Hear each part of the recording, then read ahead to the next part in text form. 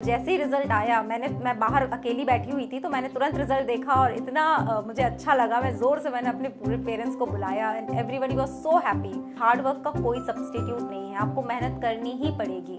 तो 8 से 10 घंटे आपको 2 साल तक पढ़ना ही है। 1 साल तैयारी और 1 साल की तो एग्ज़ाम की साइकिल ही है। नमस्कार, मेरा नाम जागृति अवस्थी है। मैंने यूपीएससी सिविल सेवा की परीक्षा 2020 में ऑल इंडिया रैंक 2 हासिल की है। महिला वर्ग में मेरा पहला स्थान है। 2017 में मैंने बीटेक इलेक्ट्रिकल इंजीनियरिंग में कंप्लीट किया Maulana Azad national institute of technology Bhopal से। 2017 से लेकर के 2019 तक मैंने बीएचईएल भोपाल में नौकरी की। एक इंजीनियर के पद पर मैं वहाँ पे कार्यरत थी। बीएचईएल में रहते हुए मुझे थोड़ा सा ऐसा लगा कि मुझे सिविल सर्विसेज की तरफ मेरा रुझान ज़्यादा है।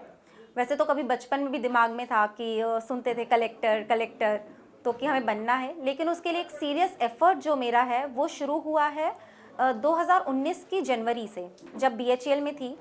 और मुझे ऐसा लगा कि समाज के लिए कुछ करना चाहिए, कोई ऐसी सर्विस का हिस्सा होना चाहिए जहाँ पर जिसका कार्य क्षेत्र व्यापक हो और जैसे एजुकेशन, ट्राइबल, रूरल सब जगह काम करने का मौका मिले। तो वो सिविल सर्विसेज एक प्लेटफॉर्म देती है। तो मैंने अपना बिल्कुल मन बना लिया कि अब मुझे यही करना है। 2019 की जनवरी से लेकर के जून तक मैंने पढ़ाई की। जून में प्रीलिम्स दिया, नहीं हुआ। तो जो मुझे एक असफलता मिली, वहाँ से मुझे एक चीज़ समझ में आ गई कि ये परीक्षा पढ़ाई मांगती है, मेहनत मांगती है। मैंने अपना जॉब छोड़ने का एक निर्णय लिया।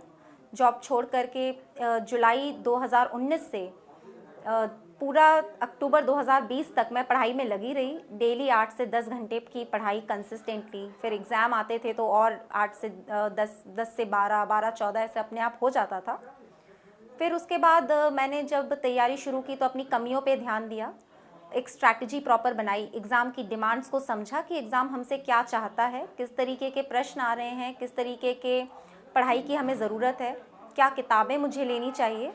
तो मैंने उस तरह के सारे फिर डिसीजंस लिए। बहुत प्रैक्टिस की, जो पहली बार में कमी रह गई थी, और पीछे ना देखने की एक आदत बना ली, क्योंकि नौकरी छोड़ी थी, एक त्याग था। थोड़ा सोशल मीडिया से भी दूरी बना लेना उचित समझा मैंने। बाकी क्योंकि कोविड काल में ये पूरी परीक्षा मैंने दी है अक्टूबर 2020 से सितंबर 2021 तक, तो ऑनलाइन रिसोर्सेज का बड़ा सहारा रहा है। Digital platform, digital news, online coachings, YouTube, तो पूरी प्रिपरेशन वैसे ही हुई है। ऑनलाइन टेस्ट सीरीज़ देना, ऑनलाइन मॉक इंटरव्यूज़ भी देना। तो डिजिटल डेफिनेटली यूपीएससी में जो कंट्रीब्यूशन है वो बढ़ गया है। अब कि कुछ टिप्स जो मैं किसी को देना चाहूँगी, तो एक बहुत इंपॉर्टेंट बात मैंने सीखी है कि आप लिख कर पढ़ाई करें। लिख करके पढ़ने से बहुत आपके दिमाग में अंदर तक वो चीज़ लंबे समय तक बनी रहती है। यूपीएससी में बहुत बड़ा सिलेबस है, बार बार पढ़ना पड़ता है, रिवाइज़ करना पड़ता है। लिख कर रिवाइज़ करें, लिख कर ही पढ़ें।